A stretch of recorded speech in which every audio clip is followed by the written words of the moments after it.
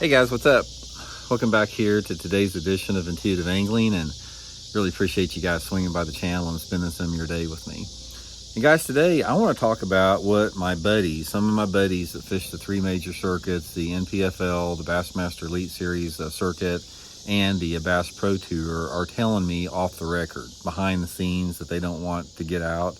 And a lot of the information that I've shared with you guys on the channel about the industry and, the tournaments, that comes from a lot of my friends within the industry and the tournament realm, confidentially, because I never mention their name. It's like, if I would mention their name, number one, they'd never tell me anything again. And number two, it might jeopardize their career.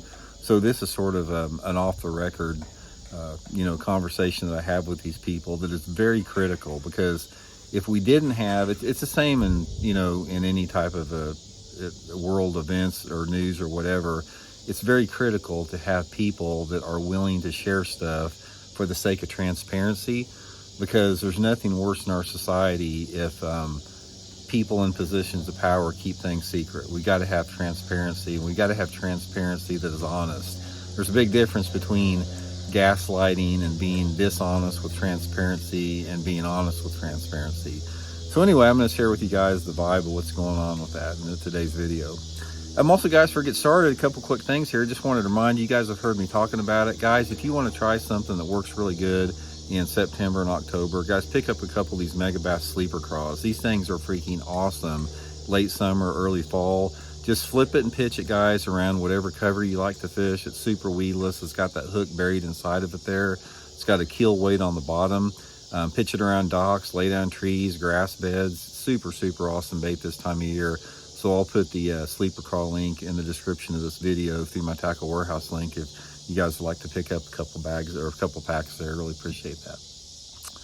Okay, guys, I'm going to draw a correlation between what's going on in the tournament realm and politics again. And again, if all you guys say, Randy, you talk about politics, no, just stop right there. I'm not talking about politics. I'm not trying to interject my politics. I'm not trying to tell anybody what to think about politics. I never mention politicians, but the dynamic of it, as far as the process of how it works, the political system, and like the bass fishing industry we find ourselves in, there's a lot of common threads. Now, here's one of the main common threads with it.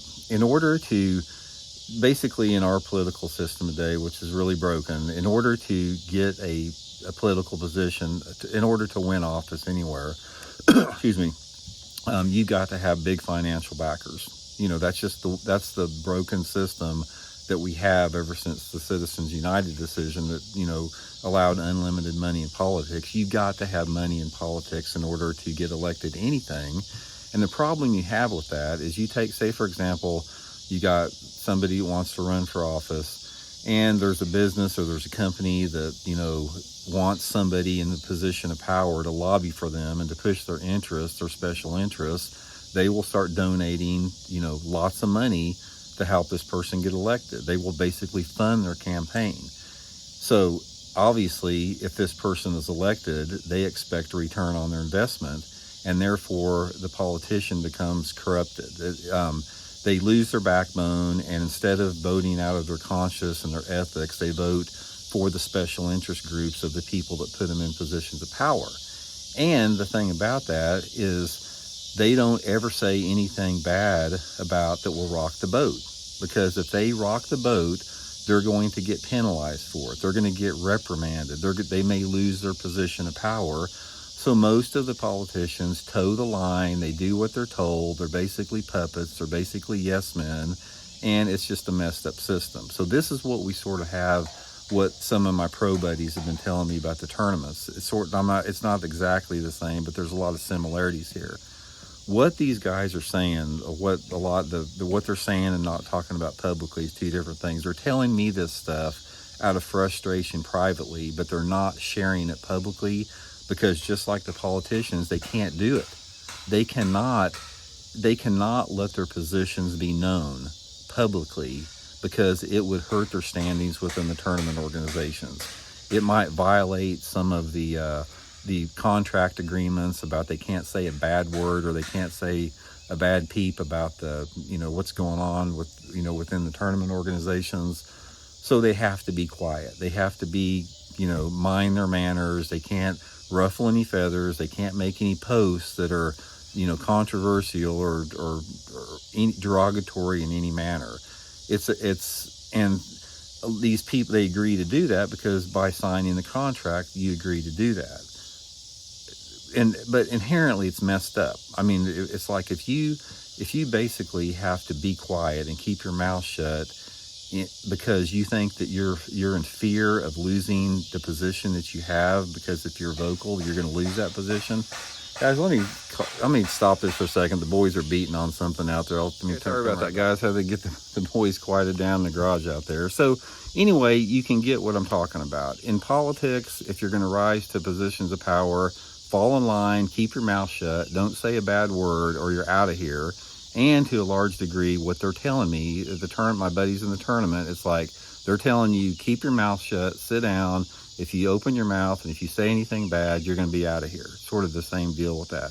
There's a tremendous amount of frustration with the anglers over this. They feel like their voices are being squashed. They feel like they can't express themselves. They feel like there's a tremendous amount of injustices that are going on in the sport right now, and they simply can't vocalize it because their careers would be in jeopardy. I mean, nobody wants to put their neck out on the chopping block, to voice their opposition against something if it's going to cause them to, fall out of graces with the tournament organizations, or be penalized, or be disqualified, or be removed from the tournament, or have a sponsor that doesn't like it, or whatever. So that's why you see these frustrations boiling over. Now, the main frustrations what they're having here, this is the main one, and everybody knows what it is, forward-facing sonar. Here is the reality of the situation, guys. It's just, again, it's like in politics. In politics, you have 25% of the people that are the vocal, powerful minority. And these are the people that are well-connected. They have a lot of money behind them. They are the minority. It's the same with this whole forward-facing sonar deal. It's a vocal minority of a lot of people that have money behind them that push through their agenda against the will of, the majority of the anglers and people in this country. For example, I don't know how many times that somebody will come up with a piece of legislation that's been pushed through by some type of a lobbyist. They put through this legislation, they propose it, and the public, expresses their opposition to this legislation. It can be maybe 60 to 65% of the population is against the legislation, but the legislation will go ahead and pass because the local minority that's in power pushes it through to keep their handlers and their donors happy. It's the same with this forward-facing sonar that we're talking about. You got a vocal minority people, propped up by the tournament industry that wants the forward-facing sonar legal in the tournaments, with the exception of NPFL. The majority of bass anglers, probably 80% of the bass anglers in this country, are against forward-facing sonar and everything it stands for. Yet you still have this legal, you still have it a big player in the tournaments, you still have, everybody pushing it because the vocal powerful minority within the industry of fishing is keeping it there against the will of the public. Now, then you can say, okay, Randy, how do you know that? How do you know 80% of the people, are against it? It's a educated guess, in my opinion, because here's how I do my educated guesses. I've seen polls on it, number one. Most of the polls indicate that, around 75% of the people in the polls are against forward-facing sonar. We've all seen those polls. Number two with it, I judge it off of the commentaries on my videos. I judge it off my interactions with other anglers, with co-anglers. I judge it upon the people that come up to me all the time and express their opposition against it when I'm out in the public at a gas station or something. From my perspective, the interaction that I have with the public over the last 3 or 4 years is overwhelmingly against it. I've never had anybody, not one single time, come up to me and say, I love forward-facing sonar. I think it's the greatest thing in the world. I wish there'd be more technology. I've never had anyone say that. Again, it's the vocal minority that has money that is pushing this agenda, and that frustrates these pros that I'm talking about, because they can't say anything about it. It's a huge amount of frustration for them. And here's another problem you have with that, which is a little bit more devious. Okay, the way that the qualification structures are set up on the big tours now, it's like since forward-facing sonar is legal, you're seeing the people that are strong with forward-facing sonar constantly become more and more and more of a present every single year. The Elite Series qualifiers that come up through the Opens, some of the other avenues to get to the Bass Pro Tour, all this type of stuff, the way the structure is set up, it favors the anglers that are experts with forward-facing sonar. So every single year, you tend to get more and more and more expert forward-facing sonar users into the top-level circuits, and the traditional bass anglers that have a lot more skill and experience are dropping by the wayside because they are not experts with forward-facing sonar. They all have it and they all use it, but there's a big difference between using it 25% of the time and other guys that use it 100% of the time. Therefore, what's happening, and it's sort of the same thing in politics, you're getting a minority of the people that are gaining the power. So the more people, like on the Bassmaster Elite Series, that are the younger forward-facing sonar or savvy anglers, they get more and more and more of a percentage of the Elite Series anglers every year. And if you try to make some type of an adjustment or limitations on forward-facing sonar by listening to the anglers, it's never going to happen because most of them got there through the use of forward-facing sonar. It's the same in politics. You're not going to have these congressmen and senators and people in positions of power vote for doing the right thing when it goes against the people that put them in a position of power. It's this vicious, just weak cycle of just spinelessness. I mean, that's the best way to put it. And my buddies on the circuit that tell me this is their main frustration. They don't feel their voices are being heard. They feel like they're being put to the side and pushed through the side by forward-facing sonar.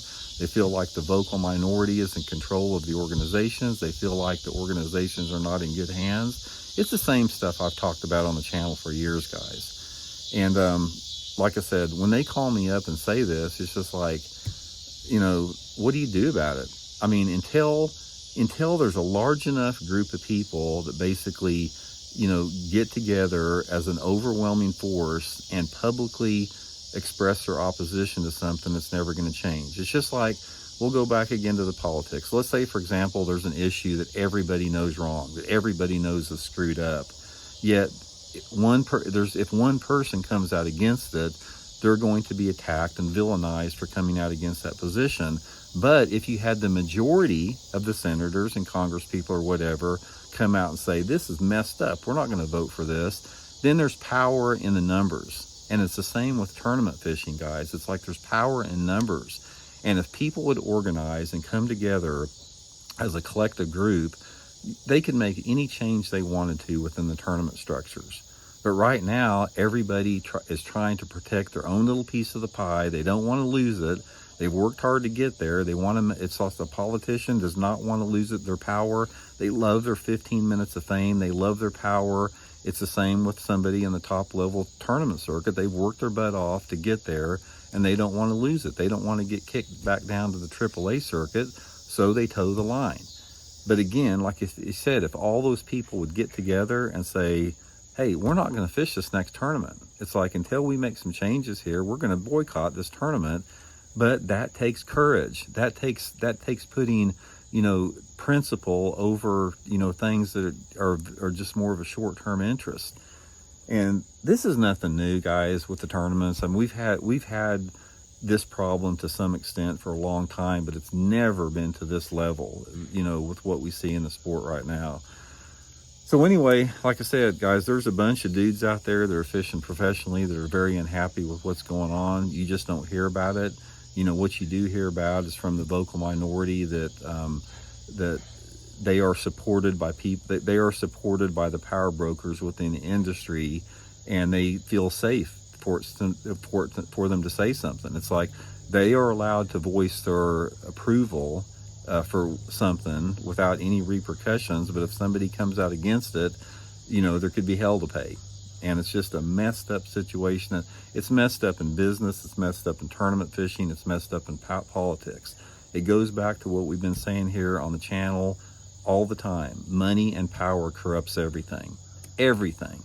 Until we remove money and power out of our society on every single level, it's never going to be good. It's always going to be screwed up. There's going to be disgruntled people. There's going to be some people that have more than others, and it's just it's so obvious, but like I said, maybe it's just part of human nature that we can never change. I'm not sure what the deal is. So anyway, guys, let me know what you think about it. We'll check in later.